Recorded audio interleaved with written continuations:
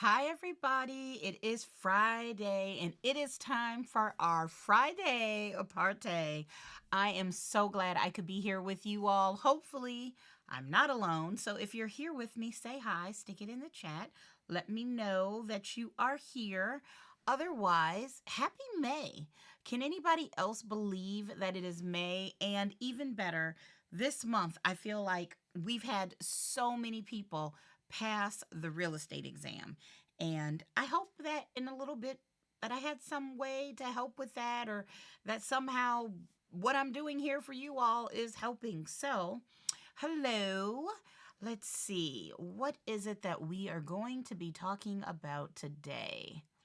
Oh, hello, Andrea. Hello, Sky. Yay, I'm glad you are here. That makes me happy. Hey, Antonio. Hi, guys. Yay, I'm so glad you all are here. So let's just get right to it. Hello, Anna. I'm so happy to see you. Oh, Sky, you finally caught me live. Well, I mean, it's for all of it is going on here. Oh, and I love that, Andrea. You went right in. So, Andrea, and I think I can do this. Let me see. Can I do that? Ah, look at my magic, y'all. I'm working the text. That's what's the difference between a graduated payment mortgage and an adjustable rate mortgage? Awesome. Great question. So here we go. Let's see if I can explain this. So we want to think about this in, you know what? Let me draw this out. I know that sounds crazy, but I think that will help. And although we know what my drawing skills are for poo. So let's see. Let us see. Let's go to the magic pad. So when you have a fully amortized loan, helps if I can get my pencil to work here. A fully amortized loan. That means that you make monthly payments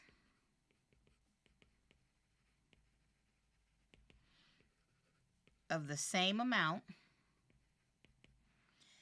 and at the end,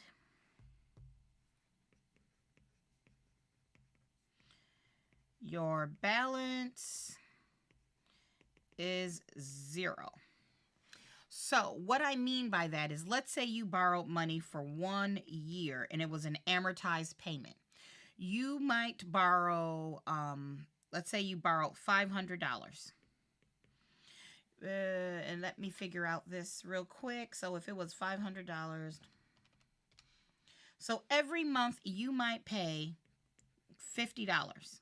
You pay $50 in January, $50 in February, $50 in March. And then when you get to that December payment, your payment would be $50. And that means in January, you owe nothing.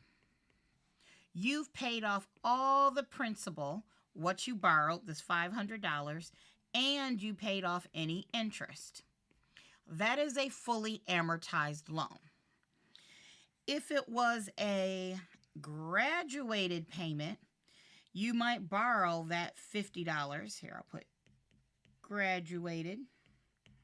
You might borrow that $500, and maybe if it was for 1 year, and I'm totally making up numbers here, this is not real. Maybe in January you pay $15. And maybe in February you pay $16.50. And then maybe in March it jumps to $25. And maybe in April it's going to be $30. You're going to do that maybe until, I don't know, October, where your payment might be $60 a month for October, November, and December. So this would be 60, this would be 60. And then you would pay this $60 plus anything you hadn't paid off. Any of the leftover $500 that had not been paid off previously, your payments are graduated. They're getting bigger, then bigger, then bigger, then bigger, then bigger. Those are graduations. Just like when you use cooking stuff, you've got you've got quarter cup, then you've got third cup, then you have half cup, and then you'll have, you know what I'm saying? Those are graduations. So that is a graduated payment. And then you said an adjustable rate mortgage. I think you said adjustable. Let me go back and just make sure. I think you said adjustable. Yeah, adjustable rate. In both of these, and this one, let's say it was 3% interest. That is always going to be 3% for that year, or if it was more years. In a fully amortized, it's going to stay at, let's say it's 3%. Now, it could be anything. It could be for 1 year. It could be for multiple years. But in an adjustable rate mortgage, let's say you borrowed $500,000.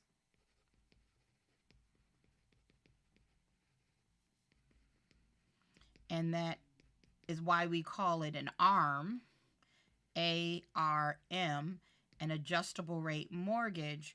Maybe in year 1 through year 5, your rate is going to be 2.2%. And then year 6 through years 10, it might be, 3.9%.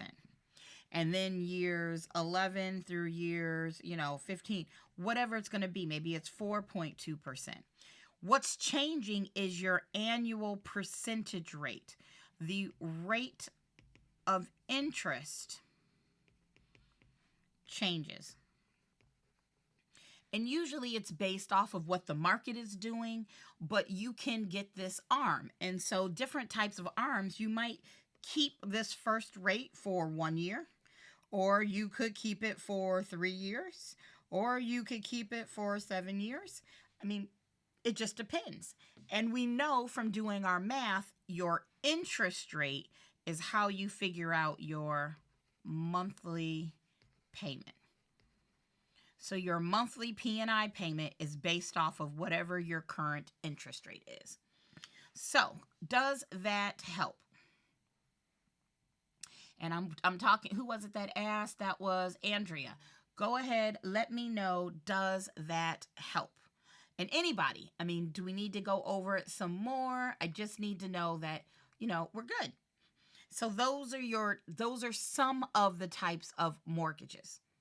And one of the things I love about the finance chapter, and I do that to get its finance, but guys, remember, there's only so much they can ask you. And what I mean by that is, let me find, this is what I need. This is just a list of vocab words. Don't mind the fact that I've written in it. But you've got different types of vocab. They can only ask you so much. So here's a type of mortgage. And, balloon mortgage, blanket mortgage, bridge loan, conforming loans, conventional loans. Those are closed-end mortgage. A lot of this vocab is simply on the, what is the loan? What is the definition? So if you can go into whatever you were given for school, here's jumbo loan.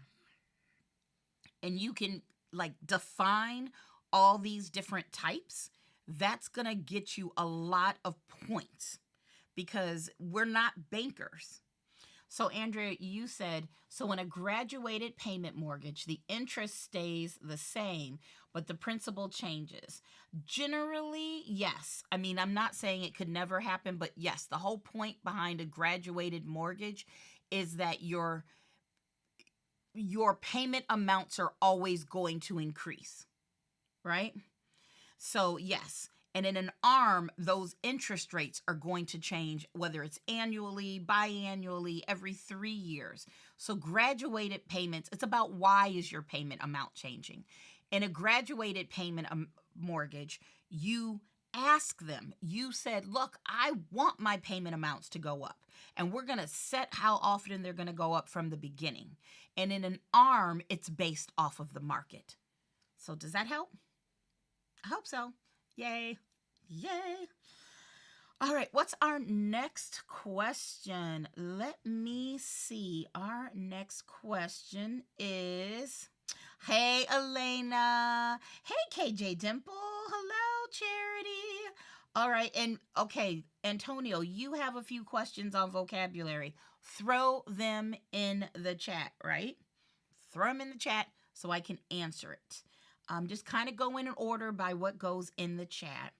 Sky said, you need help with the different proration sections, like how many days and how much credit. I got you. This we are definitely going to draw out. So when we talk about prorations, scooch. Well, I love this app. If you need an app where you have an unlimited amount of space to draw, this app is the one. It's called Concepts. So think of the year. Think of a timeline. And this would be January 1st. And this would be December 31st. All right, that's your year. Now, proration means to split, right? You know what you prorate? When you go to dinner, if you and I go to dinner, I pay for what I had, you paid for what you had, and then, we keep on rolling. That is a proration. And this is a split. And I know you understand this because let's say you're renting. If you moved in, what month is it? It's May. Let's say you're moving to someplace new this month and you're renting. And you move in today is the 9th, on the 9th of May. Do you want to pay rent? So let me slide this over.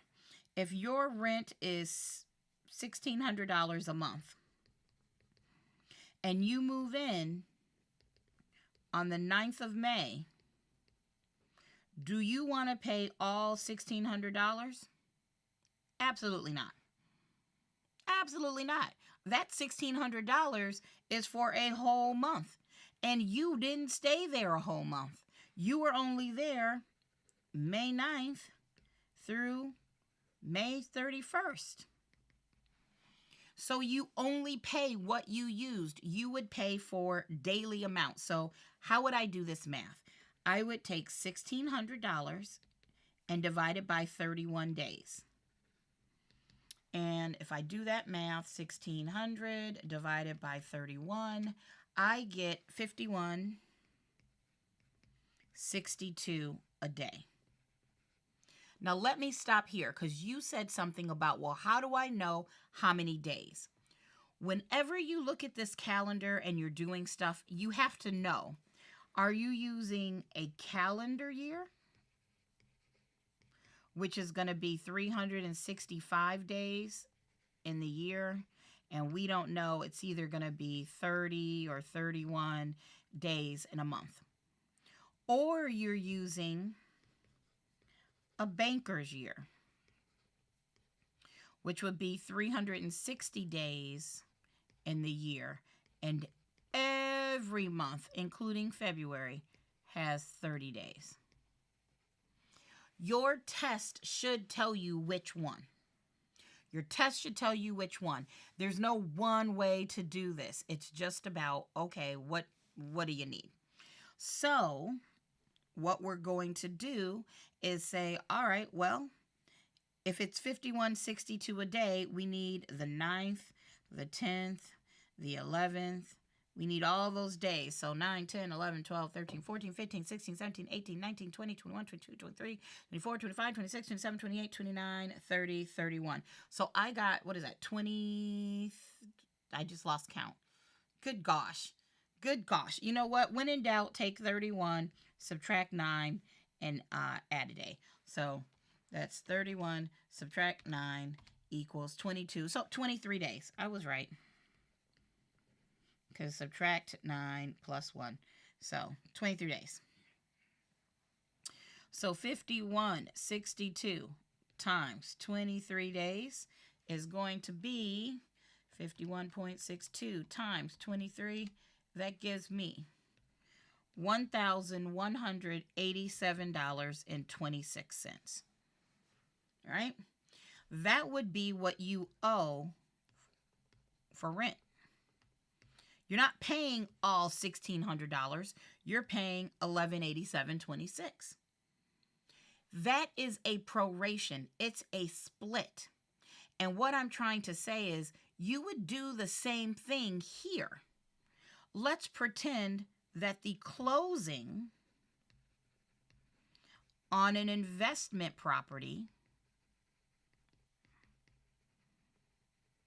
happened May 9th. Well, think about it. That buyer and seller would need to prorate the rent that was paid for the month of May, because the seller got $1,600 on the 1st. But the seller shouldn't keep all $1,600 because they didn't own the house the entire month of May. So the seller needs to give from May 9th, and I'm choosing for the buyer to get the day of closing. I'm choosing this. The question could tell you seller gets the day of closing. It could say buyer gets the day of closing. Either way, you choose, but this buyer gets May 9th through May 31st, which we know from the math would be 1887. This would be a seller debit for 1887, sorry, for 1187 and 26 cents, and a buyer credit for 1187.26. That is a proration. We said, hey, for this month of May, the seller gets to keep this, and the buyer would get the rest of the month. So it is a seller debit, buyer credit. So hopefully that makes sense. Why did I add a day? Because you would, if you had a month, so let's see, 1, 2, 3, 4, 5, 6, 7,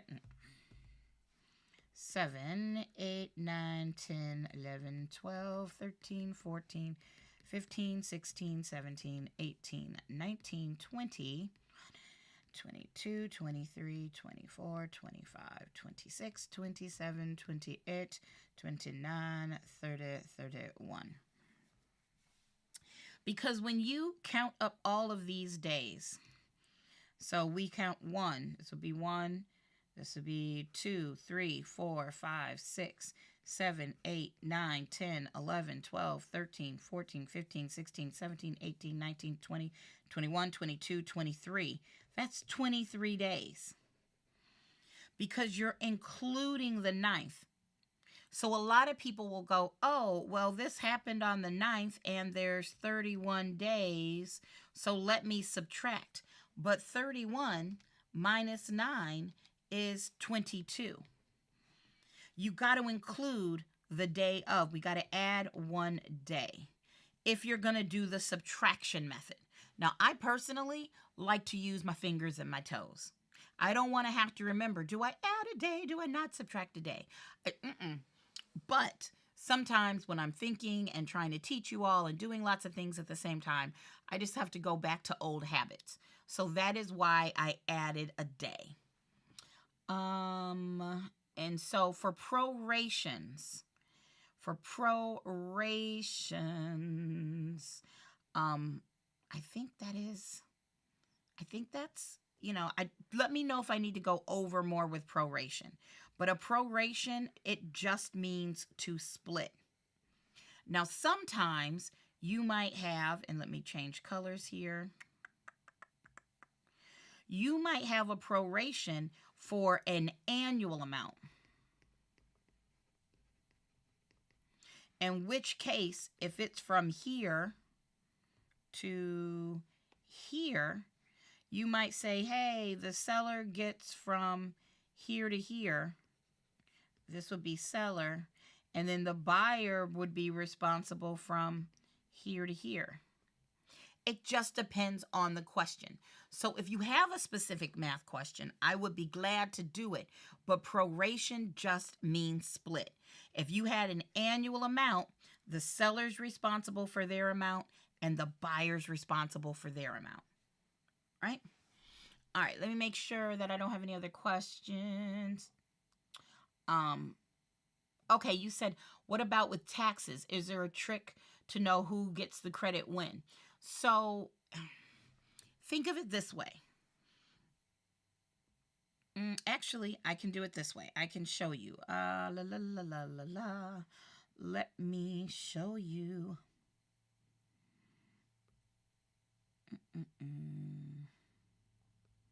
Here, let me clear this. You can take a picture. So you asked about taxes, right? And when it comes to taxes, we have a closing date. And depending on that closing date, either the seller has not paid prior to closing, the seller has already paid prior to closing, or the attorney or the closing person might be paying today. Right? So if the seller had not paid prior to closing, then it's going to be a seller debit and a buyer credit, because that buyer, now let me just take a side note. Y'all can see it says always before 9/1, all of this. This is a North Carolina thing. This is something I used in North Carolina, so ignore that. But the general concept is the same, right? If the seller had not paid the taxes before closing, then the buyer is paying the taxes. The buyer is going to have to pay the whole amount. So the seller should owe money to the buyer. Or if the seller paid for the whole year, then the seller should receive money from the buyer. Does that make sense? When you're asking, like, how do you know if you should credit or debit? It's about, well, what is the status of the taxes? Have they been paid or have they not been paid? I don't know if that helps you, right? But that's how I think of it. If the taxes have not been paid, the buyer, because remember, taxes are a specific lien, which means the buyer, how do I say this? I don't want to say that, sorry. If they're a specific lien, it attaches to the current owner. So whenever the taxes are due, that whoever owns the house is responsible for the whole year. So whoever has to pay needs to get their portion from the other person. If the seller already paid the whole amount, then the buyers should pay back the seller, because the seller paid for days they didn't own the house. And if the seller didn't pay before closing, the buyer's going to end up paying for the whole year, and that's not fair. They didn't own the house the whole year. The seller should pay them back. Right? So I don't know if this helps. You can take a picture. Remember, some of this information is going to be for North Carolina, like this whole 9/1 thing, because in North Carolina, taxes are due on September 1st. Right? So somebody asked, I thought taxes were a general lien. So here we go. Real property taxes are a specific lien. Your IRS taxes or your state income taxes, those are a general lien. Those are a general lien. So you're not wrong, just the wrong types of taxes, if that makes sense. And which one is always the 360-day calendar? The problem's got to tell you, Sky. The problem has got to tell you. Does that kind of help Sky and Andrea and everybody else with taxes? I'm hoping so. So let me know. Okay, good. Now, I think, Antonio, you said the difference between actual, express, and implied authority. Yeah, I can. Actually, let me get you to something that will help.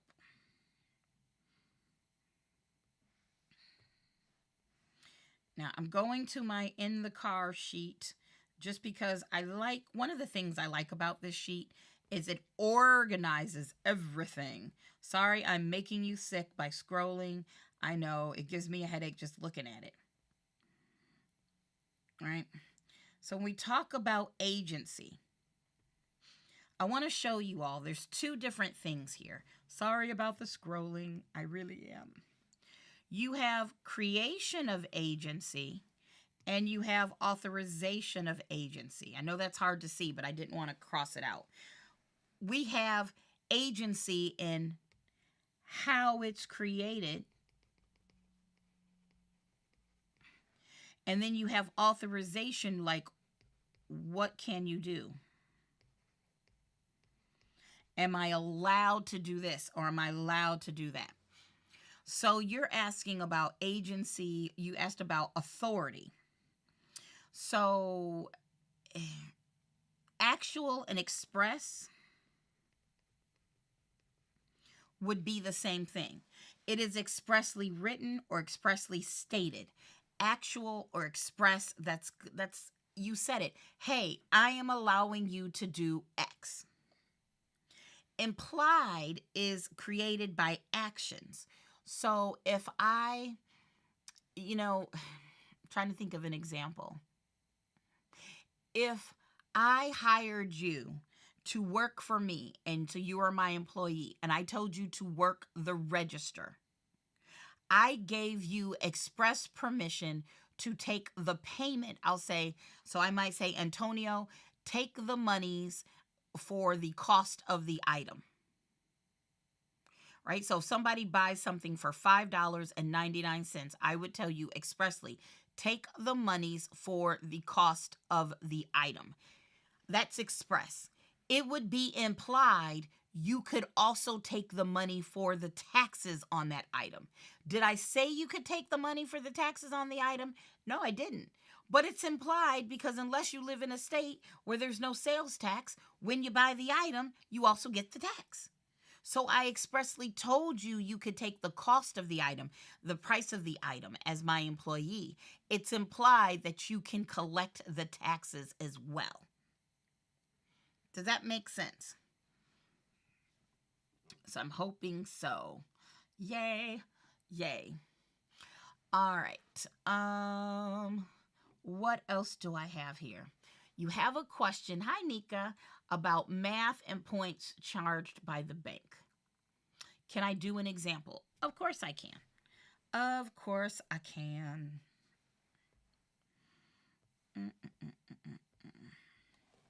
So 1 point costs 1% of the loan amount. If you have a loan for $525,000, then 1 point would be 1% of that, which would be $5,250. 2 points would be 5,250 times 2, which is 10,500. And 3 points would be 5,250 times 3, which, you get the point. Pun not intended. So you pay points. That's how much they cost. But your next question is, why do I want to give the bank more money? Lots of reasons, but if it is discount points, it's about lowering your interest rate. So let's say you're getting a loan and your start rate is at 5.5%, which for this, I have to put this in eighths. Just trust me. 5.5 is worth 5 4/8. Now, I can go over why 5 4/8 is 5.5. You just need to tell me. But I'm assuming most of us know that 5 4/8 is the same as 5 1/2. Right? So, you might have this loan for $525,000 and they're offering you 5.5%. That's not what you want. So what you do is you know how to work my thingy here. I could pay 1 point. And now my new interest rate is, right, it's going to be 5 3/8. Paying 1 point, paying that the $52.50, that's a 5, moved my interest rate 1/8%, which is 0.125. I went from 5 4/8 to 5 3/8 because I paid 1 point. If I pay another point, then my new interest rate is going to be 5 2/8, which, by the way, is 5 1/4, which is 5.25%. So by paying $10,500, I get an annual interest rate of 5.25% instead of where I started at 5.5%. That is the idea behind discount points. If you want to make that interest rate go down, you got to pay. How much? Well, you got to pay 1% of our loan amount, and every 1% moves it 0.125%, which is 1/8%. So, Elena, does that make sense? And it was somebody else that asked about points. It was Nika. Nika, does that help? Let me know if that makes sense.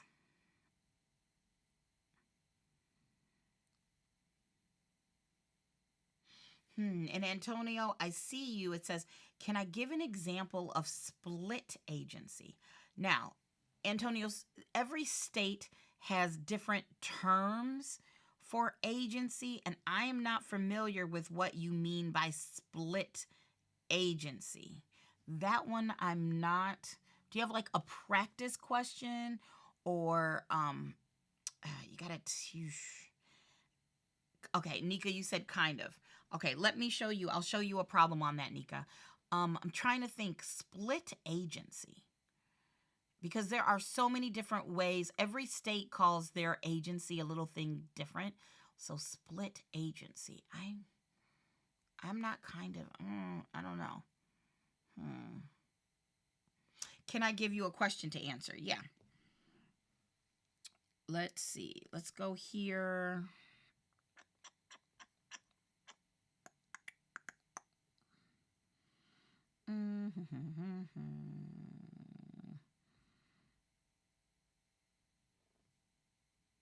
Let's try this. Sorry, guys. I got to scroll. I have to scroll. I'm sorry. I'm so sorry.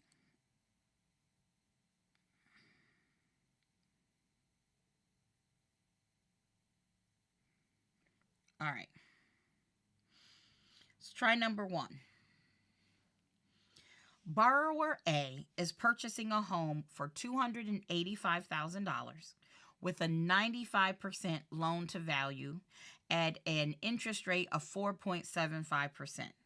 How much would 3 points cost him? They're just asking us about the cost. So, okay. Well, if they're buying the house at $285,000 with a 95% LTV, to find out how much that loan is going to be, I'm going to take $285,000.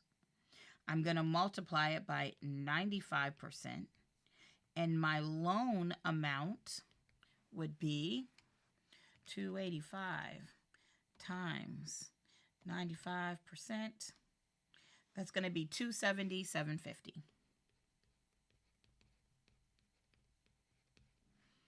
Well, if we know 1 point is equal to 1%, then 1% of $270,750, well, that's going to tell you how much 1 point is going to cost you, which should be, let me make sure I'm doing this right, 270,750 times 1% is going to give us 27.0750. That's 1 point. So if I then take that 27.0750 and multiply it by 3, because the problem is asking us for 3 points. So 27.0750 times 3, that gives me $8,122.50. That would be that math problem. All right. Let's do another one.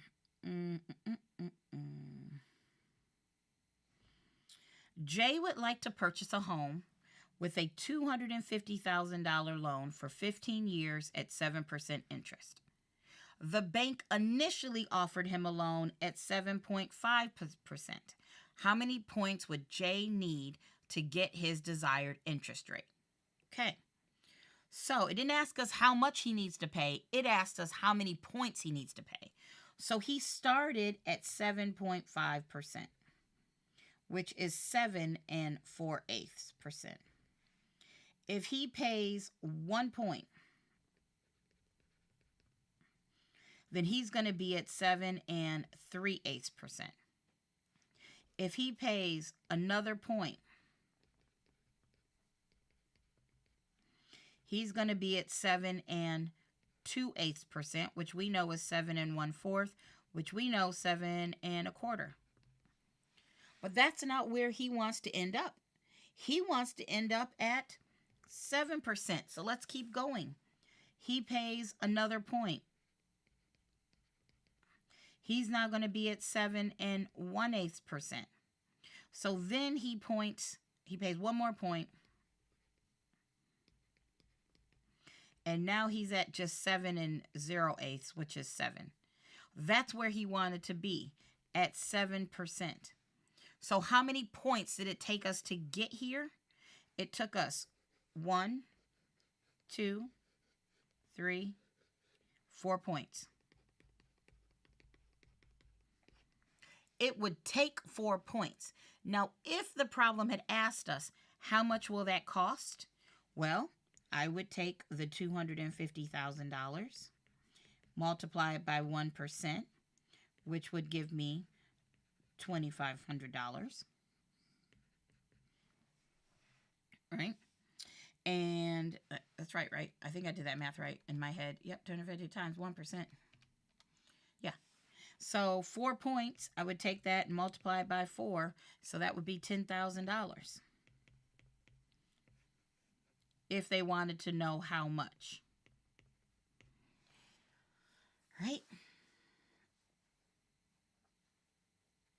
All right.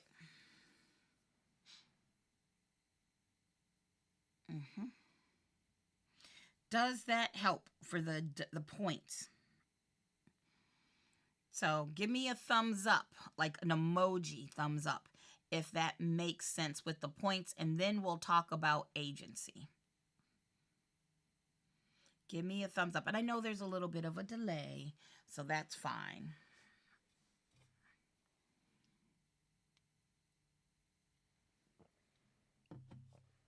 Remember, when it comes to points, you have 2 questions. You've got to, You've got to ask yourself, y'all have seen me use this sheet before. When it comes to discount points, 2 questions. What does it cost And what does it do? It costs you 1% of the loan amount. It moves an interest 1/8%. All right. Yay, we understand. We understand. We understand. All right, so agency. I'm assuming that you're talking about designated agency. So let me explain.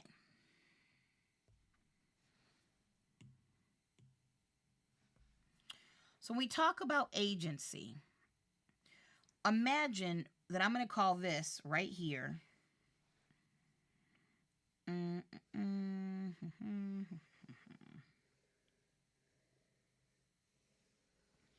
This is a transaction, right?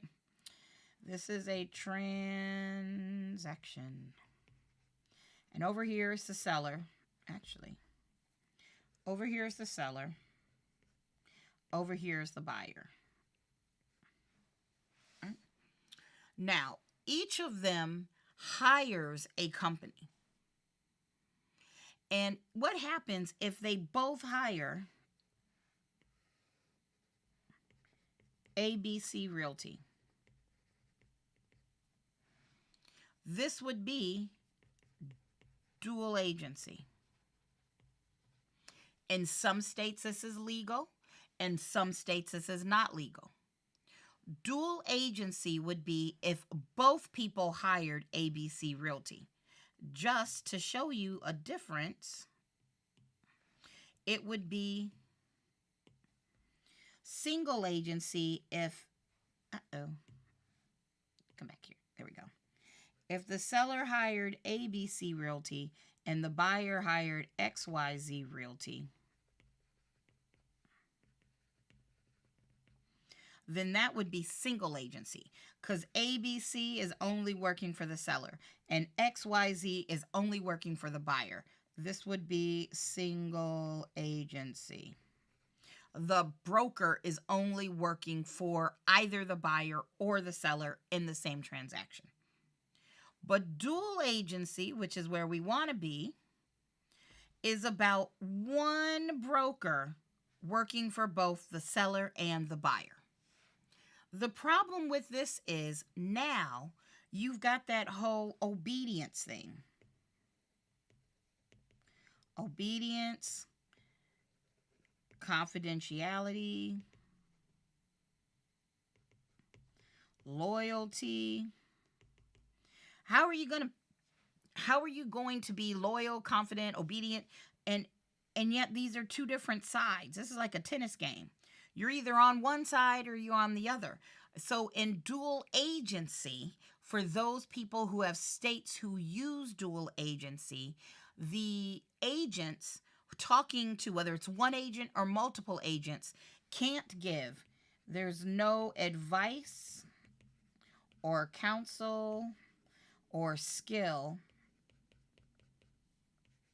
No advice, counsel, or skill given to either client. Can't do it. You just can't do it, because to help one is to hurt the other. So instead, what will happen is in split agency, which is what I think you're talking about, which I call designated agency, the broker sends agent A to help the seller, and the broker sends agent Z to help the buyer. So agent A's job is to act like a single agent. So they owe loyalty. Now this person's getting loyalty and skill and all those other things. And then on this side, agent Z is acting like a single agent and is just giving their loyalty and skill to the buyer. The broker is neutral.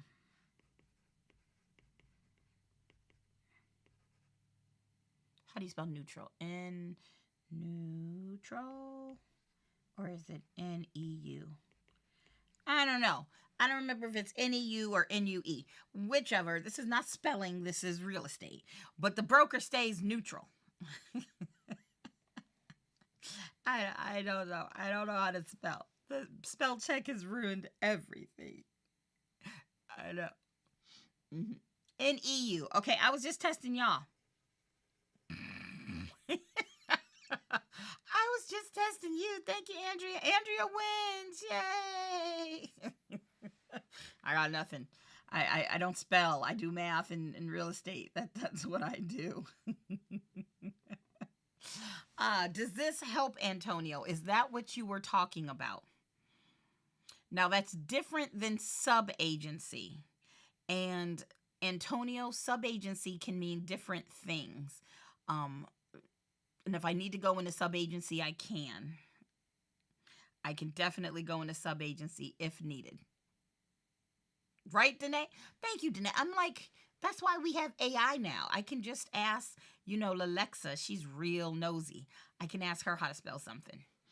So, or, Siri. I have to say her name quiet because she might, come on. But, Antonio, does that kind of help? And then I think somebody said they were confused about sub-agency. Do I need to talk about that? Just let me know in the chat. I think it was Andrea. You guys are considered sub-agents. Okay. So since you asked, Andrea, I will do this for you. So remember,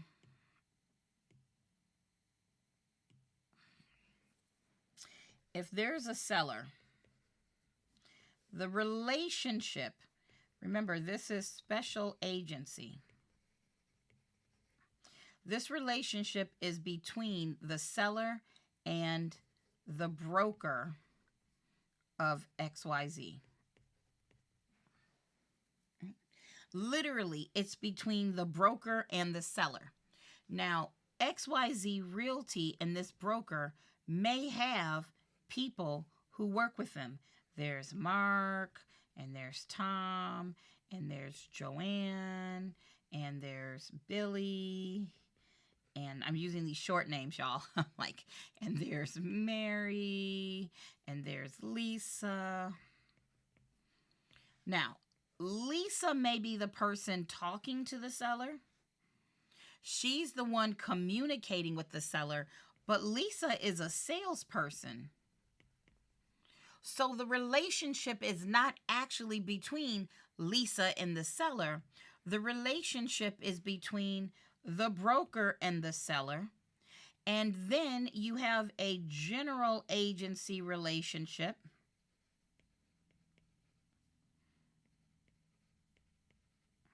between Lisa and the broker.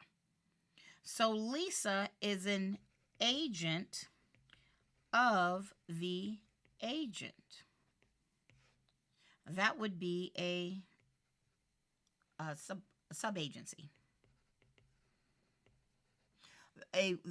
That is one definition of sub-agency. KJ, you said, what time does my crash course start? It depends on the day. If you're talking about my Fridays, it's always 3 p.m. Eastern, noon, and the West Coast. But if you're talking about my actual crash course for prep agent, and I have another school that might be wanting me to do some crash courses, and if so, you all would be open to come to those, and I would let you know. Those depend on the day. So generally, yes, all salespersons are sub-agents. That is one meaning of the word sub-agency. In some states, and I'm looking at you, North Carolina, in some states, sub-agency is also a type of agency. So like we have single, we have dual, we have designated. In some states we add sub-agency in, but most states do not. Most states are going to talk about subagency the way we first started. Right? So there's that. Did I miss any questions? I think that's it for the questions you all gave me today. Oof, and it's 3:50, so perfect timing. Anything else? Is this helping? Are my Fridays helping? Because, I mean, I actually like doing this with you all, but if you're like, nah, Candace, we don't like it, that's fine. And didn't somebody ask me to do amortization today? Is that person here? Do I need to do amortization? Yeah. You don't get subrogation. Okay, I got you. Subrogation. I got you. Okay, so I'm sick of pink. This is still pink. Get it together, program. There we go. So let's say we have a car.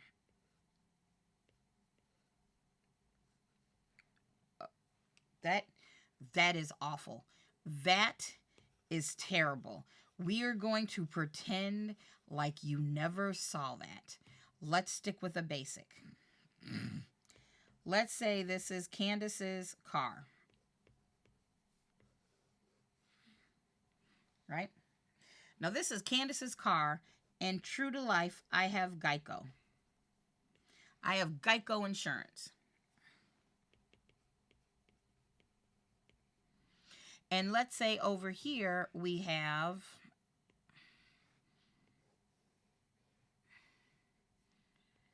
George's car. And he has State Farm. State Farm. So, now, let's say George hits my car. Oh no. He hits my car. And there's damage that cost $1,500. Right. What's going to happen? And I'm just going with a scenario. Insurance works differently in every state, but just go with me. Let's say there's $1,500 in insurance, and the whole insurance talking to each other thing is taking forever. Geico is going to give me $1,500. Yay, Candace is happy. But you know who's not happy? Geico. Geico is sad because they had to pay me $1,500. So what they're going to do is Geico's going to go over here to State Farm and be like, yo, you owe us $1,500. Now in this story, George is a deadbeat. George didn't pay. So really what's going to happen is they're going to go to George. And they're going to sue George. Now think about it. Geico is suing George, but did George do anything to Geico directly? Absolutely not. George never touched Geico. It wasn't Geico's car. It was my car. So I would have the right to sue George because George hurt me. Instead, I give my right to sue George. I take this and I say, hey, you know what, Geico? You sue George. That's subrogation. When I give my rights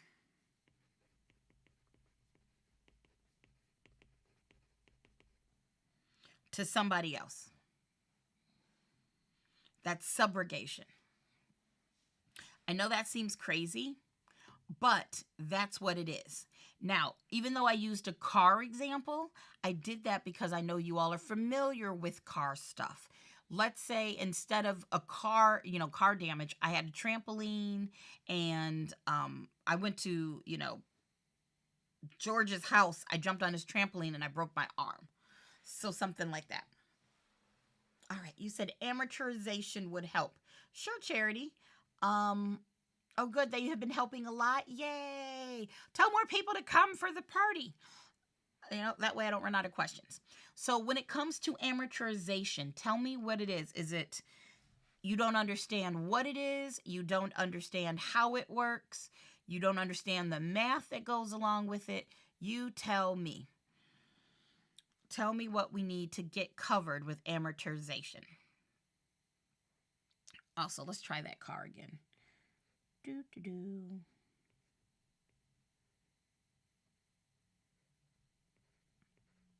That's better, right? That better? Need a little steering wheel? Dude. I don't know. Maybe I should not go into art. Maybe I should just stick to teaching. That's terrible. And then, the car goes beep, beep. And they're on a road. Y'all better answer that question about amortization because I'm getting carried away on my doodling here. My terrible doodling. How it works. Got you. Charity's like, please stop, Candace. Please stop because this is awful. And maybe I shouldn't have said beep, beep. I should have said toot, toot. I don't know. I like toot, toot better. Okay, but focus, Candace. All right, so let's talk about what amortization is. Well, we talked earlier in here about amortization means when you make these even monthly payments, you pay the same amount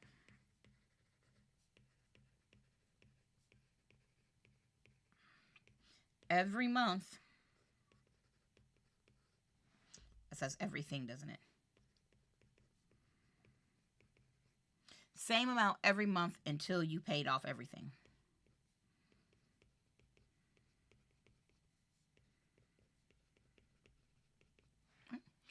That's amortization. But how do they get this same amount? How do we know what that amount is supposed to be? Well, it is based off of thousands.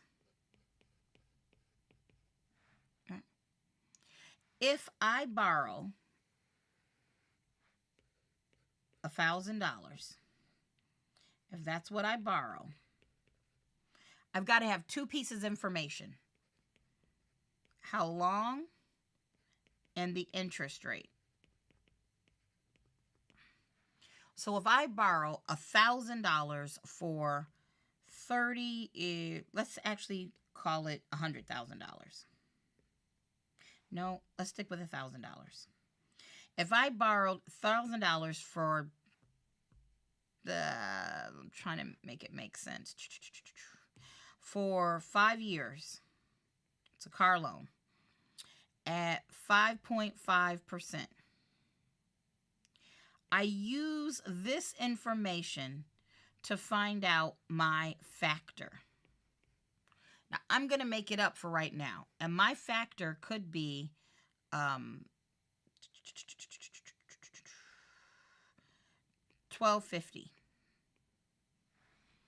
What I'm saying is, I'm going to pay $1,250 12 times a year for 5 years.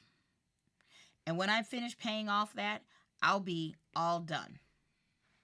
That's what they do. So if I were to borrow $2,000 at 5 years at 5.5%, then I'd be paying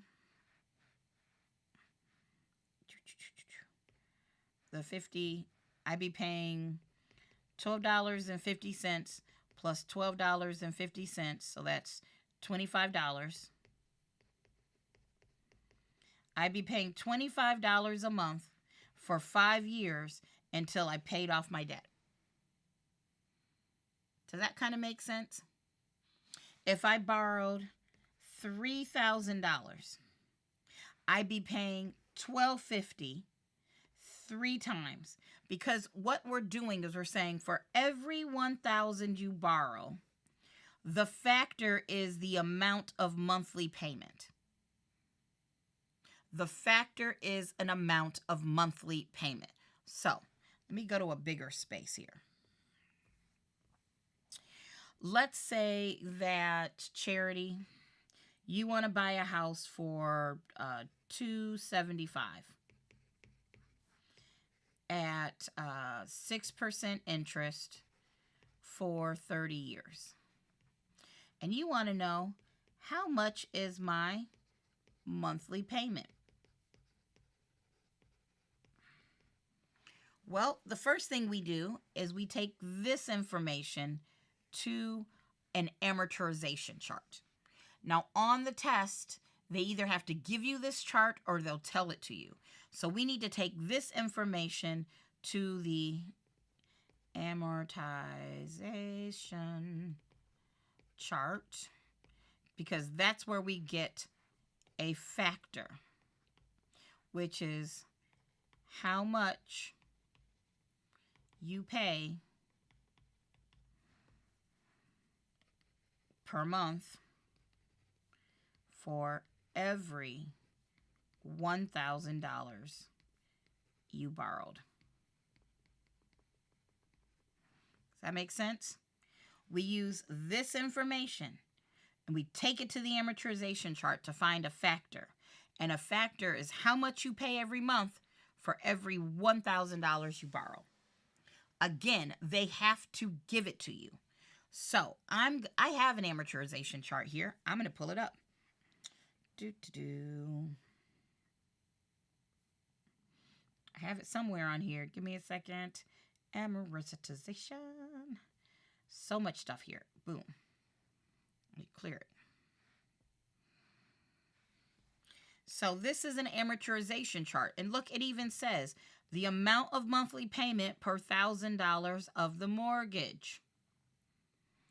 All right. So we set an interest rate of 6% for 30 years. So I'm going to go all the way down to 6%. And then I'm going to go all the way over to 30 years. And you see how this worked?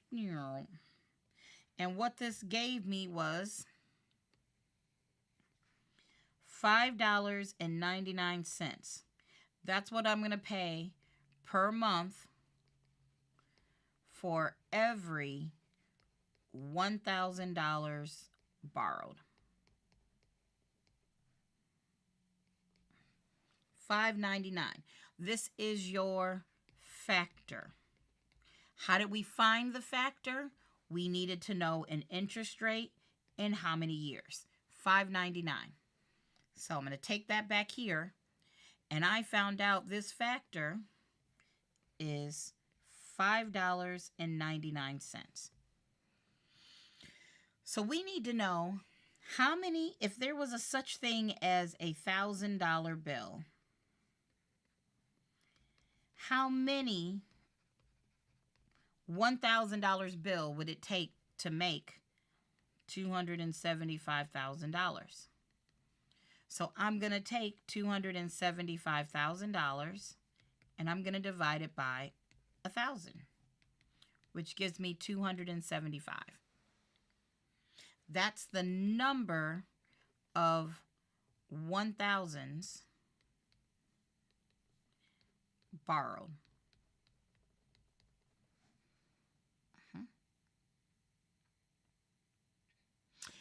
And Jennifer, to answer your question, you may not have calculator math, but the test could ask you, hey, what is a factor? Or a factor is based off of a $100 amount, a $10 amount, a $1 amount, a $1,000 amount. So you may not have to do the math, but you do need to understand the concepts behind it. So a question could be, if using an amortization chart, which pieces of information do you need? Oh, I need a rate and I need an amount of years. Right? So when I do this, the $275, that means I'm going to pay $5.99 275 times. Because you borrowed $275,000. And that's going to be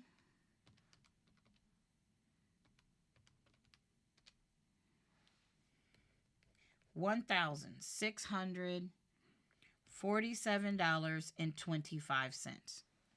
That is your monthly payment amount. And it will never change. Never, ever change. Hey, Kenley. Hi, sir.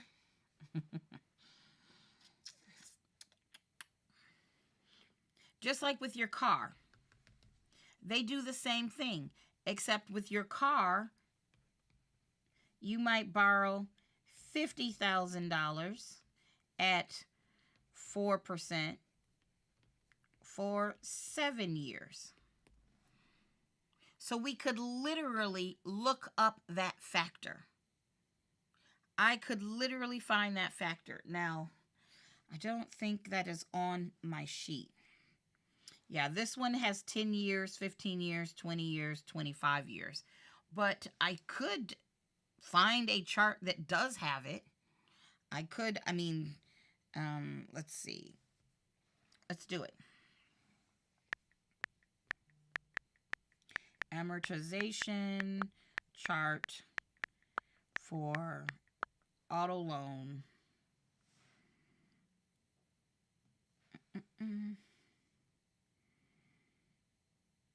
I don't want the schedule. I need the chart.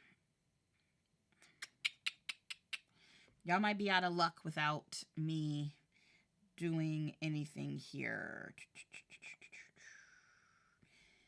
I'd have to look for it. That's these are all amortization schedules. This shows you what. Let me kind of show you.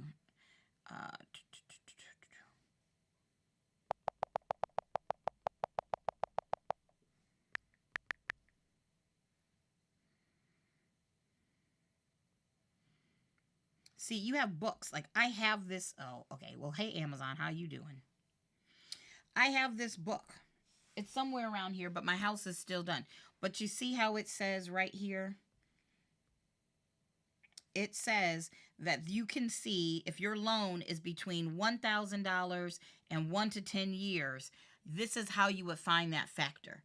Now, again, I don't know where my book is right now, but that's how you would find the factor. I don't know it off the top of my head. Sorry, kids. And so we would use that book to say, oh, the factor, I'm just making this up, is I don't know, $8.75. I don't think that's right, but okay. So if that was the factor, you'd be paying $8.75 50 times. Bye, Andrea. So $8.75 times 50 is, maybe that's right. I don't know. No, that's way too low. $437.50. If that was the factor. My guess is that is not what it is, but okay. I just made that factor up because I don't have access to the actual chart. But that's how it works. And you would make that your monthly payment. So I'm hoping that helps. Guys, I got to go run some errands. Will I see you here next Friday? Are y'all going to join me next Friday? Because I'm really hoping so. In fact, I'll let you see me again. I'll come back on screen. Hey, everybody. Eventually, I will get decorations. It's coming. I promise. This whole moving thing is a lot. But I really love that you all come and you join me and you ask me questions because it helps me know what you all need. When I'm teaching, I know what I know, but I need to know how I can best help you. So I will see you next Friday. Of course, if you're part of Prep Agent, I'll see you Monday, Tuesday, Wednesday on Prep Agent, and then on Fridays here. So yeah, and bring a friend. I want this to be a party, and I'm waiting for somebody to come to the party and tell me they passed so I can say, good job, good job. Good job, good job. Okay, Jay, yes, I hope you get into the crash course too. Guys, I gotta go. And that's it. Bye, everybody.